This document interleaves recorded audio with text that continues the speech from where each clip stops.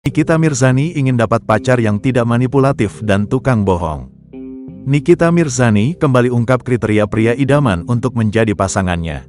Dalam siaran langsung Instagramnya, Nikita Mirzani terlihat tertawa saat ditanya siapa saat ini sosok kekasihnya. Pacarnya siapa kak sekarang? Yang jelas gak disuruh-suruh, bisa keluar negeri tanpa ikut orang lain, ujar Nikita Mirzani. Ia juga tak suka dengan pria yang tak jujur, manipulatif, hingga suka pencitraan.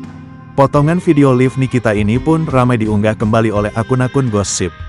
Tak sedikit warganet yang meniali jika Nikita Mirzani tengah menyinggung mantan kekasihnya. Belum lama ini, Nikita membongkar sikap buruk mantan kekasihnya ke publik usai putus. Padahal sebelumnya, Nikita baru mengumumkan hubungan asmaranya itu ke publik dan memuji pasangannya. Namun, ia mengaku mendapat kekerasan fisik dan mental dari mantan kekasihnya itu.